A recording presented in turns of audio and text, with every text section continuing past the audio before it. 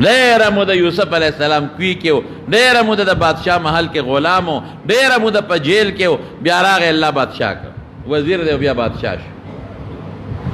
او بیا رونه او پلار ورته روان دي مصر ته راځئ وایي.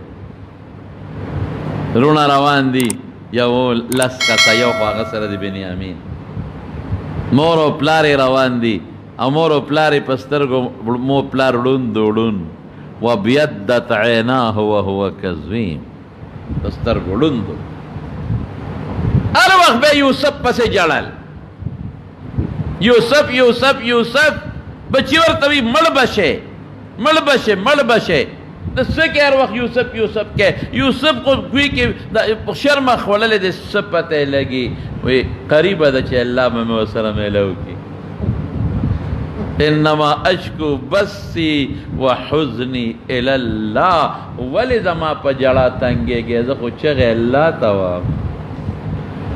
اے بچو زما په چغو سرو او زما په سلګو ولې تنګېږې؟ تاسو ته خو نه وایم، چا ته وایم؟ الله ته وایم. په سترګو ړوند. دلته یوسف علیه السلام سره جنو ملاقات وشو او وی پیژن چې انت یوسف، ته یوسف یې او زه یوسف یم. مونږ معاف که مونږ تا سره غلطي کړې ده. وایي داسې وکړې دا کمیس یو سی زما د پلار په مخ ور واچوي، یأتي بصیره جوړ بشي. قافله را روانه ده، یوسف علیه السلام رونو له کمیس ور کړی دی او ورشه هغې خو غلیله تلي، څه ورته پته وه چې دا یوسف دی. هلته پېژنګلو وشوه. یوسف علیه السلام له کمیس پلار له راوړي، نو پلار یې څه وایي؟ انی اجدو لاجد ریح یوسف لولا ان تفندون. که ما ته ناپویه ساده نه وایې نو په ما د یوسف خوشبو لګي، په ما د یوسف خوشبو لګي. کمیس نه دی معجزه وه. هغې وي تالله انک لفی ضلالک القدیم. د څه کې هماغه زړو سوچونو کې پروت دی چې کله زیرې والا راغی او کمیس یې والا په مخ ور واچو، فرتد بصیره، سترګې جوړې شوې. راځئ وایي ځو مصر ته.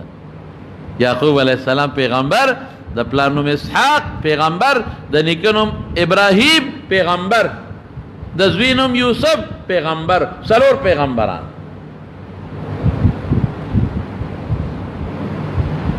نبی کریم صلی اللہ علیہ وسلم ہی صفت کړي الکریم ابن الکریم ابن الکریم ابن الکریم یوسف ابن یعقوب ابن اسحاق ابن ابراہیم. څلور بهترین کورماو د عزت خلق څوک دي؟ یوسف د یعقوب زوی، د اسحاق زوی، د ابراهیم زوی علیهم السلام. چې دی روان دي اوس مصر ته. ډېره موده پس د یوسف علیه السلام سره ملاقات کېږي. هغه یوسف چې رسول الله مبارک فرمایي نیم حسن الله ورکړی. ما چې ولې څونه حسن ورکړی شوی دی؟ نیم حسن.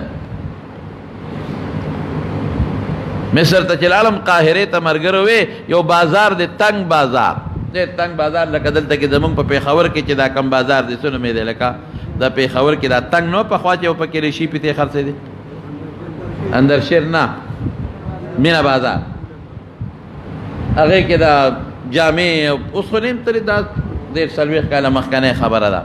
هغې کې ریشې او پیتې او کپړې او سپلې او د دې زنانه او دا ټول سامان پکې خرڅېږي. دقسې تنګ بازار، امیلونه او ریشې او جامې او د زنانه او کپړې او دا ډېر لوی رشي پکې. ملګرو وې دا بازار هغه بازار په ځای جوړ دی. اوس خو لږ نوی دی، هغه زمانه کې زوړ دی. دا هغه بازار و چې کوم بازار کې یوسف علیه السلام خرڅ شوی دی، هغه بازار.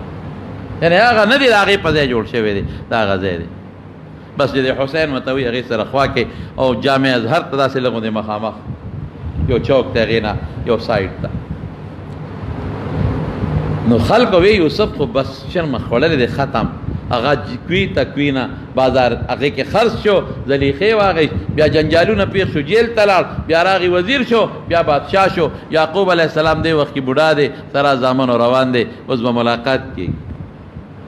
د اسمان فرشتې وایي الله اجازت راکا چې لاړ شو، دا منظر خو وینو که نه؟ دا تماشه خو وینو چې دا پلار دی زوی سره ملاویږي یا یوسف سره او دا یوسف علیه السلام د پلار سره ملاویږي چې دا به سچ سچ تماشه وي دا لګوندې وینو دا پلار بسوي دا زوی بسوي خوشاله نه جاړي با که خاندي با او دا بس څنګه وي دا تماشه لګوندې وکړو اسمان فرشتي رب العالمین نه اجازت غواړي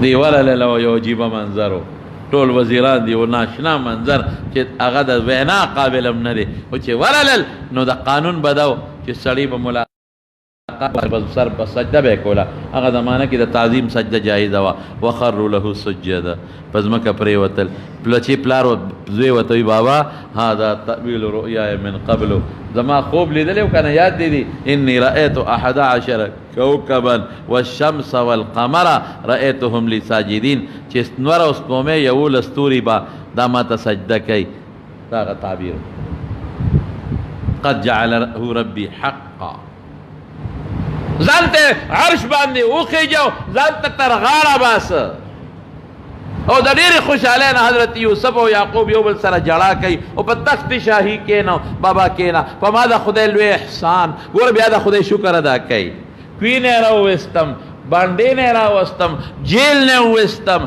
بادشاه کړم تاسو یې باندې نه ښار ته راوستی د خدای شکر الحمدلله